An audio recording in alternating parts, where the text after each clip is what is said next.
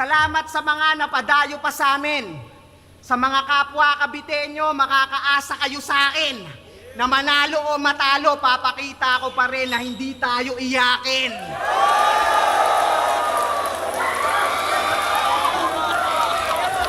Yo! Pero kung bakit niya nga ba bineto, di lang yung basta palabas na dramahan.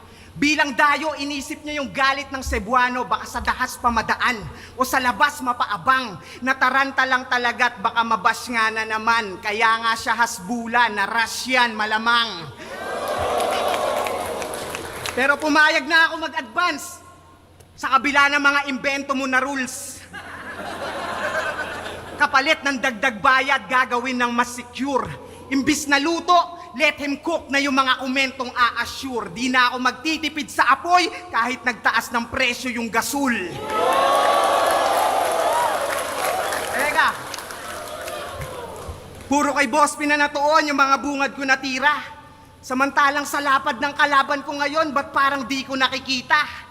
Sa Cavite ba naman ginanap ni Pibus, di representante yung bibida. At gaya ng lumang pangalan ng Imus, nakalimutan na yung bisita.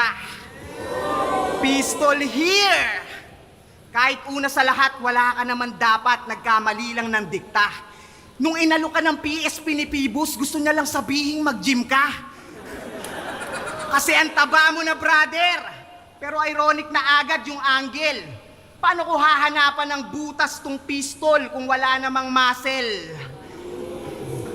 Kasi tignan mo naman, napunta na sa batok lahat ng balat mo sa leeg. Mamaya habang bumabanat, pwede nyong i-check lalo pag nakatagilid. Sa likod, dalawang taba yung magkapatong, parang may extra siyang bibig. Kaya pala rinig na rinig kahit di mo na itodo. Sipin mo, pag tumatangu-tangu ka, yan yung nagsasalita ng oo.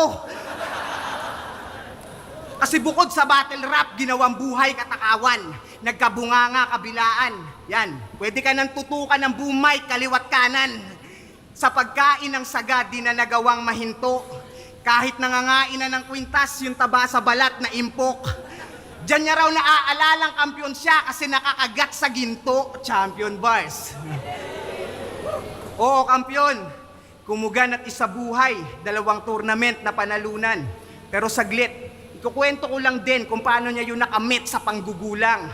Una sa sunugan, si Kairam yung sinet para maka-advance ng mabilis, humiling na tong madupang na makipagpasahan ng sulat, magmukhang magaling lang sa batuhan. Siyempre ikaw yung mas ahead kaya napilitan ng patulan. At yun na nga yung binisto ni Castillo kung saan galit kang napuruhan. Sa isabuhay ran mong di rin great, puro easy stage tsaka baguhan. Sunod si Poison dun sa blackout. Sa halip na magsalpukan, binigay yung kampyonato, hating kapatid sa balatuhan. Pero nabatid ko rin na utang lang yun upang yung panalo mo sa round 1 ng matira mayaman, siya naman yung maghatid, yun ang pabalik na kasunduan. Kaya wala akong bilib sa mga tropeyo mo o belt, yan ay hindi makatarungan. Pag yung kalaban alam niyang pwedeng humigit, didikit yan kalaunan. Mag-iisip siya ng ideyang basta di siya yung gipit sa sang-ayunan. Ikaw lang yung kilala kong walang leeg na takot magkatinik sa lalamunan.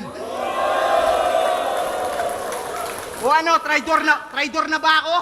Porkit binisto tong hayop? Pues ako'y di natatakot. Kung tingin mong tinira kita patalikod, di magrebat ka na lang din gamit yung bibig mo sa batok.